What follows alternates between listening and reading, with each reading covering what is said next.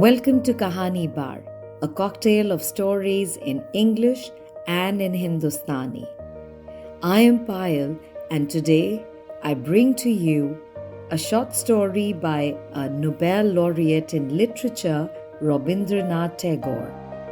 The story is called The Broken Nest. Charu Lata was seated near the window. The light of the early afternoon sun fell softly upon her delicate face. In her hands was an embroidery frame, but the needle lay idle. Her gaze was fixed on the street below, where the world passed on, indifferent to her quiet restlessness. From the balcony, through the wooden slats of the blinds, she could see men and women going about their affairs. Now and then, a carriage rolled past, raising a little dust. Life seemed to move forward there without a purpose that she herself did not possess. Charu Lata was young, sensitive, and full of feeling, yet her life flowed on without direction. She was married to Bhupati, a man devoted heart and soul to politics and public affairs. His mind was always absorbed in newspapers, editorials, and debates. He loved his wife sincerely, but his love was absent-minded, like a habit formed long ago and never examined again.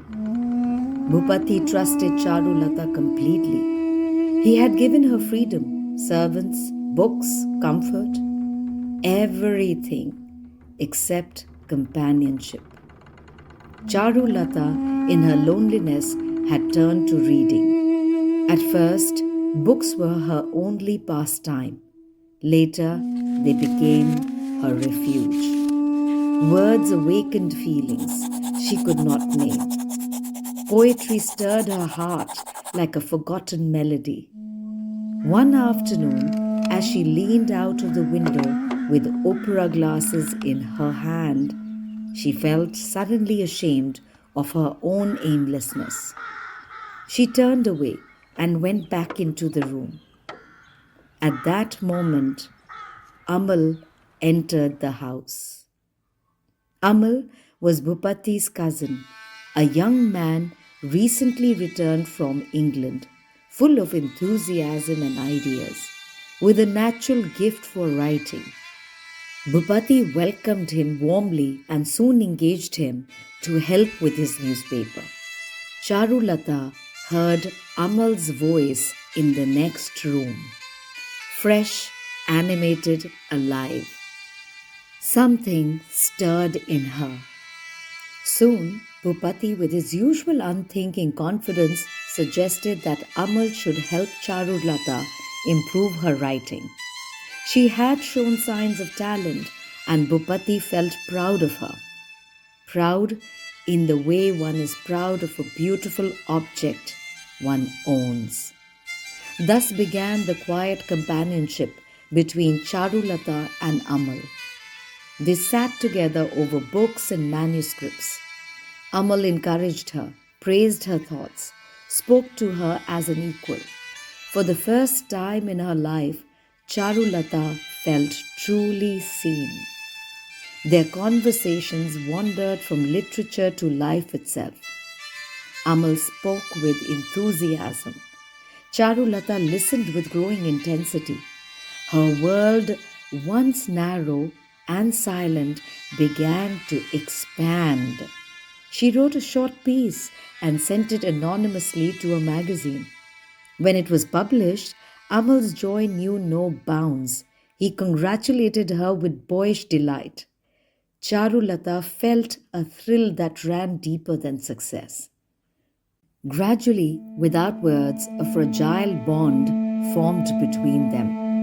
Unspoken, unnamed, but powerful. Charu Lata began to live for those hours spent together. The rest of the house seemed empty and unreal. But Amal, restless by nature, soon grew uneasy. He sensed the danger in this growing closeness. His light-hearted admiration had deepened into something he feared to examine. One day, without warning, Amal announced that he was leaving, to travel, to write, to escape. The news fell on Charu Lata like a sudden storm. She tried to hide her pain, but her world collapsed inwardly. Amal avoided her gaze. Bhupati, absorbed in his own concerns, noticed nothing. When Amal left, the house became unbearably silent. Charu Lata's loneliness now returned with a sharper edge. What had once been emptiness was now loss. Soon after, Bhupati discovered a betrayal, not of love, but of trust. His brother, whom he had relied upon completely, had been stealing from him. The revelation shook him deeply. In his distress, Bhupati turned instinctively toward Charu Lata for comfort, for understanding. Charu Lata, wounded and confused, could not respond as before. The bond between them had weakened, though neither fully understood how or why. At last the truth dawned dimly upon Bhupati. He saw with painful clarity the emptiness he himself had created. His neglect had broken something delicate and irreplaceable. One evening, Bhupati approached Charu Lata hesitantly. He held out his hand toward her. Charu Lata stood still. For a moment, the whole of their life, the silences, the misunderstandings, the unspoken grief stood between them. Then the moment passed. Whether her hand reached out to meet his, Tagore leaves unsaid. The nest was broken. Like the famous Vietnamese monk and peace activist Thich Nhat Hanh says, the most precious gift you can give the one that you love is your presence. So the next time you are with your loved ones, don't forget to give the gift of your presence and cherish the gift of presence that someone gives to you. This is Payal signing off now.